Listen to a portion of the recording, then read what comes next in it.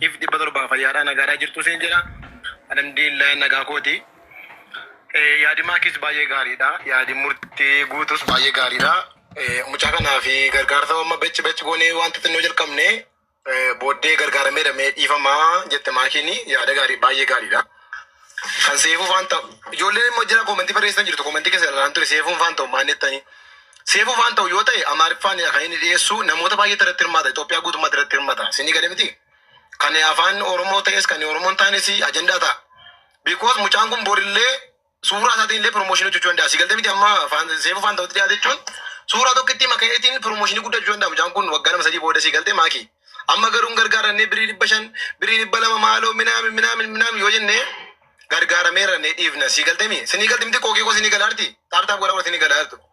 Dhaggeeffadhaa qoy seefuun hin ta'u maarreen hin ta'u jenas biratti waa'ee gosummaa ta'ee waa'ee gaddummaa haasawaan jiru waa'ee mucaan kuni boru ilmoo xixiqqoon isarratti kufti obboleettii yaatiin gargaartu booda wanti guddaan mucaa kana bu'ee manas harka meebi achirra yoo bee mana Oromoodhaan nuti wal beena bar manas harkatuu danda'a spoonsara namni akka Itoophiyaatti irraa haasawamaa jira waan ta'eef namni mana spoonsara ta'uuf harkatuu danda'a nama hedduu achi gubbarratti bahee spoonsara baay'ee harkate waan ta'eef carraa qabu kanatti gammadaa shoo bira isaa dhabu seefuu bira isaa dhabu miidiyaa gurguddaa bira haa dhaqu tokko kana jechuun lammaffaa immoo ustaaza keenya na dhagaa jirtanii galatooma wanti naan jechuu barbaadu yaa ustaaza keenya ijoolleen tiktaakariin dhuftee akka viidiyoo kana booda waraabne jechuun mucaa kana hundi isaaniitu bu'aa isaa buusaa jiran tokko hin jiru.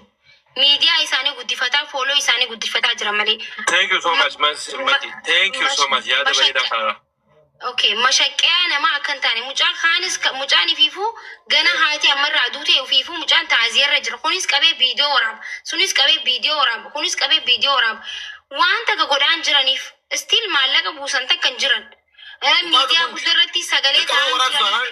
Natti maa dirqamaa waraabsaa beektu.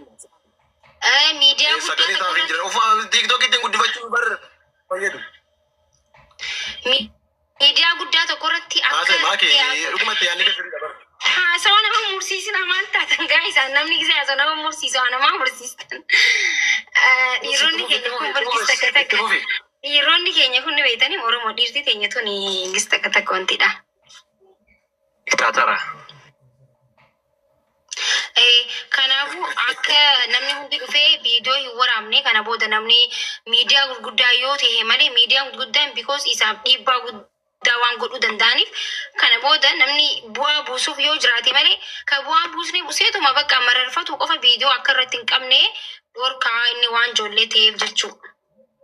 Akkamii? Waarni kisiitti kennuu danda'amu caatinaa kana. Qabanii jiran. Qabanii jiran kophaa yoo jiraate malee. Eenyu maqaan kee? Eenyu maqaan kee? Obboleessi kee guddaan eenyu? Kaalidoo. Ati xiqqaadha moo? Xiqqaadha? Qoxoosuudhaati kadhumaa? Katti aanuu eenyu? Raadiyoo. Kaalidoon hedduu isin jaalata. Nutilleen hedduu isin jaalanna. Tole?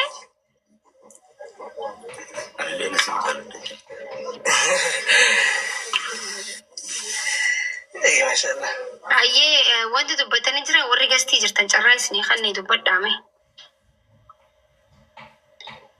Dubbadhaati. Ayyee namni akka kooti baay'ee waan jiruuf ani waadaa kana sii galu. Waadaa kana sii galu gaafa akkaawuntiin banamu viidiyoo sadii nama hojjedha. TikTok, Facebook irratti. Keessumaa Facebook irratti viidiyoo. Viidiyoo xuruutti nan dalagaa gaafa akkaawuntiin gadhiifamu Facebook irrattis TikTok irrattis viidiyoon hin galamuma.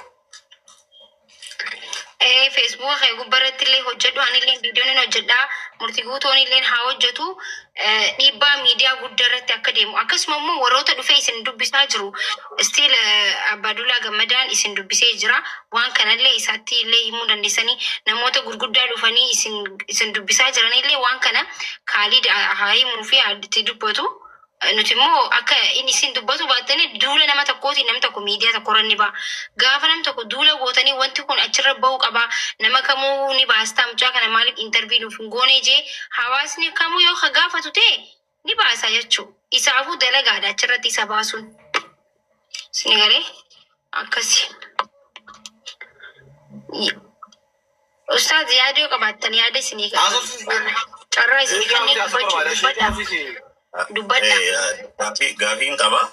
أيه Amma khaaridootu wal qabatee miidiyaa irratti akkuma isin jettan nuti illeen dhorkaa turre miidiyaa bu'aan buufnee hanqata illee ta'u ka'umsa of bira eegalee abbichi miidiyaadhaan dhufu kun maal gootaaf waan jedhamu san nuti gaafachaa jira jechuudha. Qaanfii tokko malee namni kun nama rakkate waan ta'eef sagaluma fi qofa ittiin guddifachuun hin barbaachisu. Nutis irra tola ooltummaadhaan qabnee wanni bakka tana hawaasni guutuun jechuudha. Doo akka nama tokkotti hin ta'in nuti anamma akka horettiin bakka bu'ee jira. Akka hawaasaatti immoo ijoollee tana bira dhaabbachaa jiru nuti akka gandaa keenyaatti koreen dhaabbatteetii bira dhaabbachaa jira ijoollee. Kanaaf namuma dhufu hundaa'u faayidaa ijoollee tanaa ijoolleen tun gargaaramuun nuti nuuf gargaarsa akka hawaasa wajji jiruu tokkotti nuuf gargaarsa waan ta'eef gaafachaa jirra. Kanarratti ni dhoorkina moo maal godhu qabna waan jedhamu san isin gaafachuu barbaadeeti. maal jettan namoota akkamii jettan dhifama. Namoota viidiyoo waraabneeti deeggarsiisaa walii qabnaa jehuutu dhufa. Namootan dhufan kana nuti gaafillee itti dhiyeessaa turre.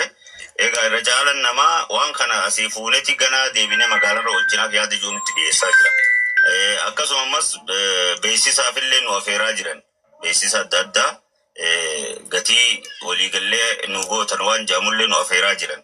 Waan kanarratti hubannaan qabnu nuti amma waan kana rakkoo tanaatu irra nu fide malee warra onlaayinaatii miti nuti warra lafaati wanni jechuu barbaadu hubannaa isintu nurra qaba waan kanarratti akkuma deengadda kaleessallee hubannoo nuu kennitan achirra dhaabbannee nama dhufu hundaa'u gaafii gaafachaa jirra. Maaliif har'a ijoollee tana fayyadu irratti nuti kan dhaabbachaa jirru. Egaa namni tokko yoo ofillee bu'aa argate amma Khaaliduma qofa bira dhufee haasofsiisuudhaan yoo gartee isarraa intarfuu tokko fudhate miidiyaan isaa sun namni sun ni guddata. Miidiyaan isaa sun namni sun ni kanaaf egaa maal godhu qabnaa wal maraa jechuun gaariidha. Yaadni isin kaaftan yaada bareedaadha. Nutilleen akka mul'atutti akka gartee faayidaa qabdutti mucaan kun takkaa'u ijoolleen yoo gargaaramte irratti gammanna waan ta'eef karaa kamiin akkamitti yoo goone gaariidha waan jedhamuun isin gaafadha.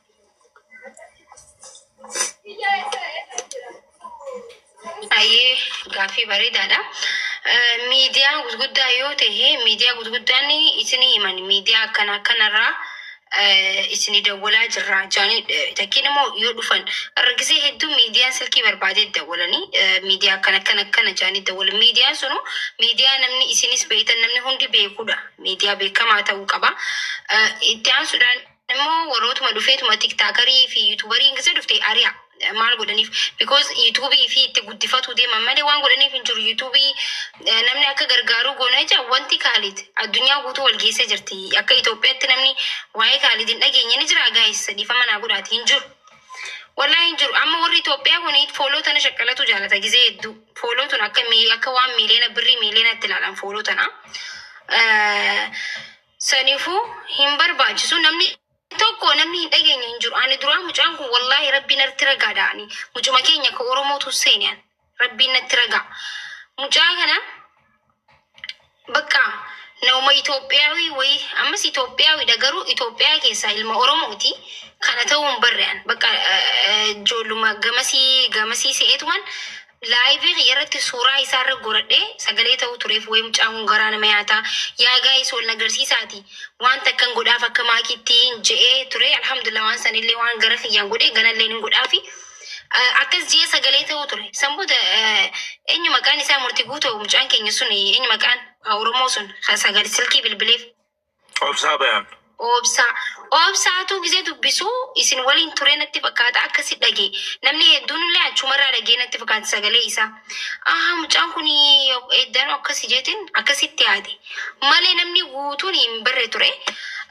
ammas akkasumatti akka gargaaramu barbaada. Akkuma namni hundi dhageessanitti amma namni waa'ee isaan dhageenye hin jiru. Garuu nama hedduutu silkii isaan qabnu warri Amaariffatuun aggananyuun alaa ganyanam jechaa turani. Afaan Amaariffaatiin illee hojjetame. Mucaan kun gargaarsi gahaan godhamu qabaaf. Because yoo arran gargaaramne boru mucaan kuni ala ba'uun isaa waan hafan qabne guys. Wallahi wabillahi maalif jennan namni abbaan hin gargaare gaafa lubbuun haati lubbuun jirtu haati tiyya dhukkubsattee jeetti bilbilaanuu silkiin jalaan kaasuu jeesanii arra garuu deebi'ee gargaara jechuun ni ulfaata. Kanaafuu boru nauma amma yoo gargaarre yoo amma dhaabbanneef wallahi booda ni jiraami rakkoo biraa keessa seenan. Kanaafuu wanti isaanii kun xiqqaatti amma lafaa kaanee chaalenjii ka'e nuti ummanni keenya gargaarame waan jedhamu maqaa irratti bahurra miidiyaa gurguddaa irratti haa dhiyaatu. Nuti immoo akka miidiyaa gurguddaa irratti dhiyaatuuf dhiibbaa dandeenyu hundaa'uu goonaa jechuudha. Warri yaada qabdan dubbadha. Mana banee kophaa dubbattee naan hin jeenaati. Okay, Maki ifama wajjini. Namni egaa walumatti dubbata. Yaasa bakka isa boonash. itti deddeebi'uu feetanii haasaa galatooma hundi keessanuu waan gaarii jirtanii wanni inni jechuu barbaadani. Maayikiin egaa guyyaa lama mokkana ajandaa mucaa kanaatti fufsiiftee jirta. Hedduu galatoome. Itti aansuudhaan ammoo ajandaa mucaa kanaa yeroo jalqabaatti maybe warra sagalee hin harkatin akka mucaa kanaa ta'uu danda'a. Garuu jaarraa kana keessa namni hedduu manatti miidiyaa kanarratti jechuudha garaa nama balleessee akka malatti guyyaa haati isaa duute mana barumsaa taa'ee mimaan lolaasee miidiyaan addunyaa guutuun beeku mucaa kana yeroo jalqabaattiif arguu kiyyaan. Maybe namoonni sagalee hin harkatin ta'uu danda'a. Jiraachuu mala. Garuu immoo akka nuti garreetti jaarraa kanatti mucaa kana. Mucaan kun maayikii akkuma atti jettee sadarkaa amma irra jiru kanatti mucaan kun ammaas bakka gaafa Soomaalirraa buqqaaniiti Finfinnee naannaa uummanni keenya gaafa baqatee qubatte laga xaafoo jiraatu na fakkaata. Kuni sadarkaa Itoophiyaatti miidiyaan tokko kan mucaa kana arginu hin jiru. Ilaa hangammaa ittillee afeeruu dhabuun xiqqoo dogongora natti jedhe. Maaliif hatta kaantibaan teenya magaalaa Finfinnee bulchitu adeemejilleen mana kannuufi qabdi Finfinnee walakkaadha. Kun dirqama Oromummaati. Si galtee mucaa kana ol guddifnee gadhaabuu qabna akkuma jette kana. Waan ajandaa guyyaa lamaa fi tokkooti manatti namuma Oromoo ta'e ilmuma namaatirraa waaqa qaba mucaan kun. Maaliif guyyaa haati ta'e duute ilmi namaa sadarkaa daa'imummaa kanaan sammuun daameej sammuusaa iftoowate waada haadha xiyyaatiin guute jee mana barumsaa dhaqee immimaan buusee qalama akkatti barreessuudhaaf obboleessu.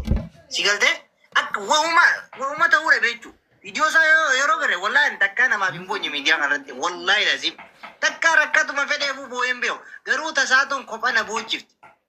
Wallaahi kanaaf mootummaa irraa eegale namni hin argin hin jiru. Si galtee